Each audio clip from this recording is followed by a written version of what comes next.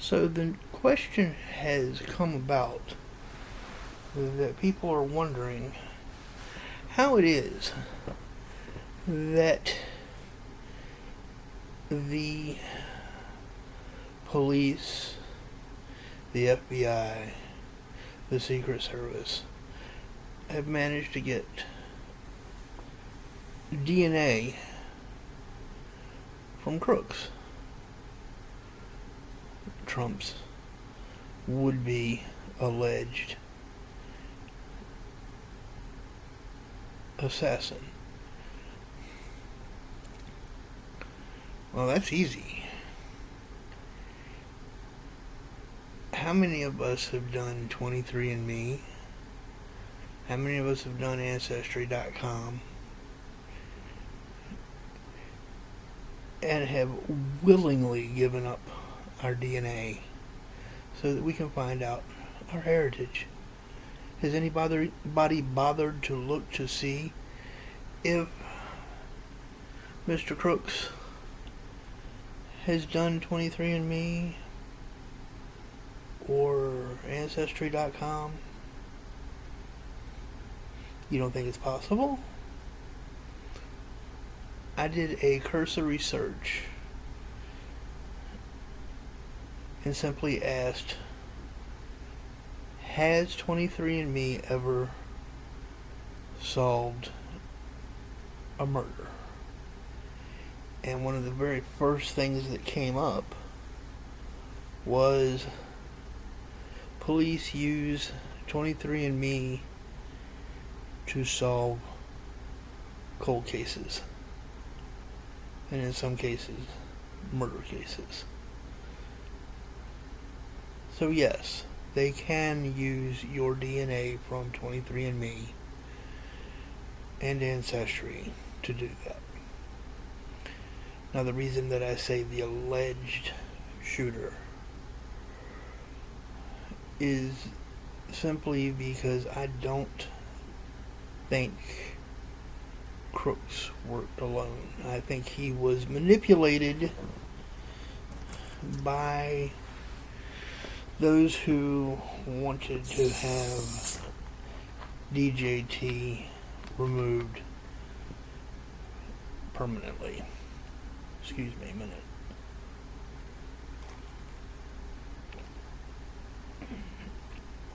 See, there's a theory, and if you follow Redacted from I believe it's the July 18th of 2024's show, they show what looks to be a potential shooter on the water tower, which is in the direct line of fire. There's also been rumors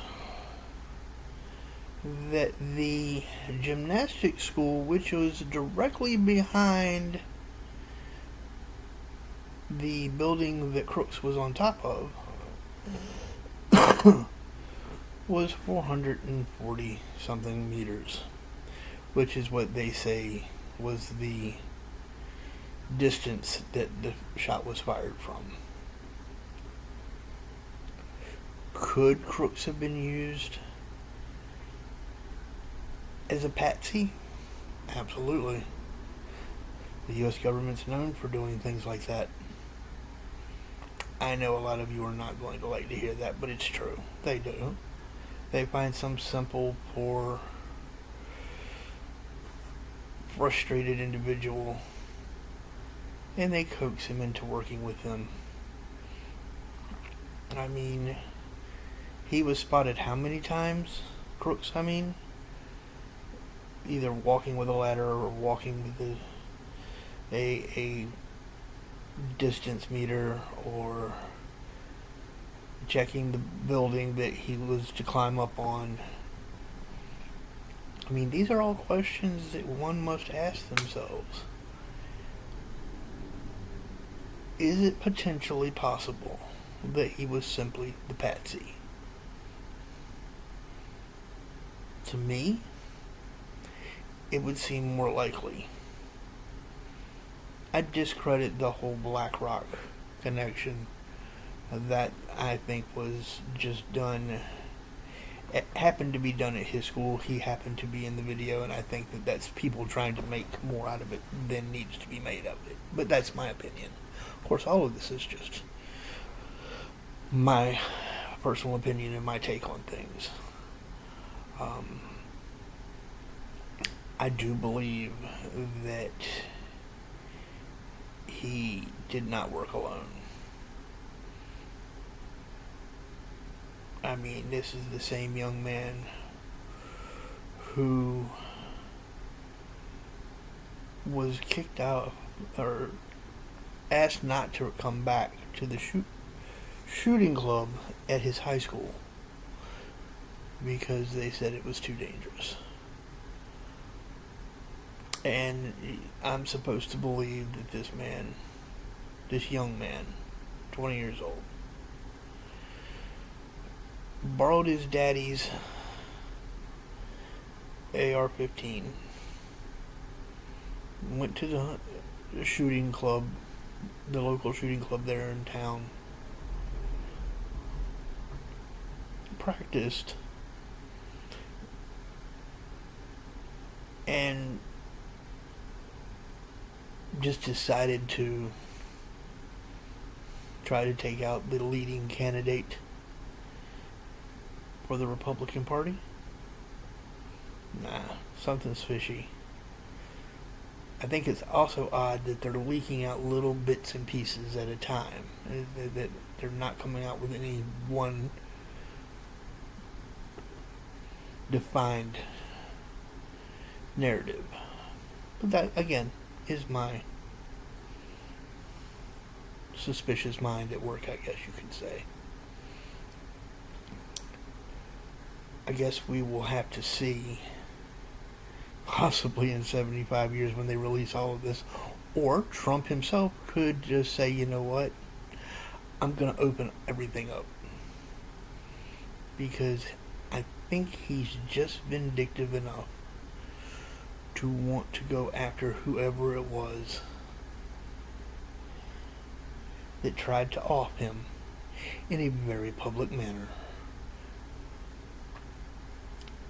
I think he's just vindictive enough to make his revenge equally as public. So what better way to do that than to open the entire case up and just lay it bare to the American people? That would truly be transparency. Who shot at and nearly took out Donald J. Trump? That's the question on everybody's mind, including mine. And even though I'm not a registered Republican, I'm not a registered Democrat, I am an independent, I think that we are at a point where we've become just enough of a banana republic that the current administration might be willing to try to take out their leading opponent. Sad to say. What are your thoughts? Feel free to share them down in the comments below. I'd really like to hear what some of you think. I truly, truly would. Let me know. Put it down in the comments. I'll catch you later.